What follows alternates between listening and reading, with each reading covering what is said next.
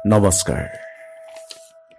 মই আবৃত্তি কৰিবলৈ লৈছোঁ কবি অনিল ফুকনৰ কবিতা শিৰোনাম গৃহ বন্দিত্ব।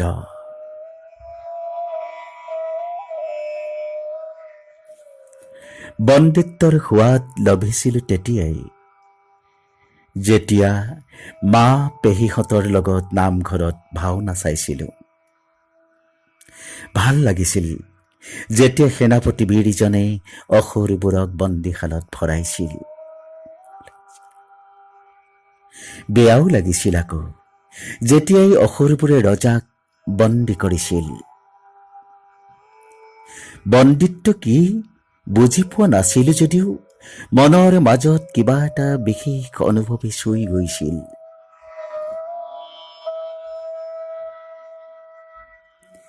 লাহে লাহে পঢ়া শুনা কৰি বুজিছিলোঁ, বন্দিত্বৰ লগে লগে বুৰঞ্জীৰ পাতে পাতে গৃহ বন্দিত্বৰ কথাও আহৰণ কৰিছিলোঁ।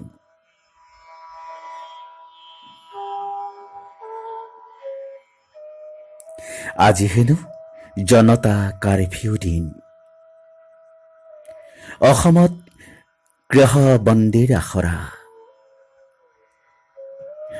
গৃহত থাকিও নোৱাৰো ওলাব বাহিৰলৈ, মনৰ হেপাহেৰে নোৱাৰোচোন সকলো চুবলৈ, আনকি নিজৰ নাক চকু কাণ।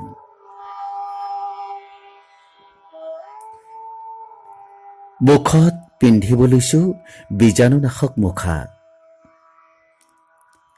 কণমানিটোকোচোন দিব নোৱাৰো মৰমতে এটি চুমা।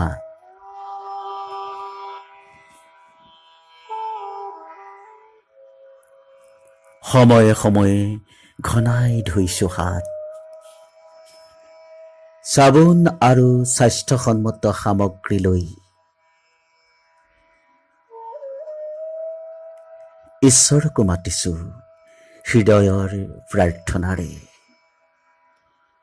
কৰোনাৰ পৰা আমাক ৰক্ষা কৰিবলৈ।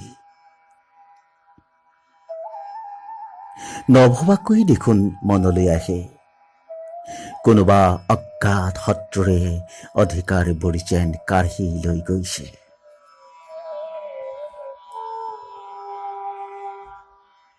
লাহে লাহে অভাৱৰ বন্যাও যেন চুই গৈছে, বাৰে বাৰে যেন আমাক কৈ গৈছে,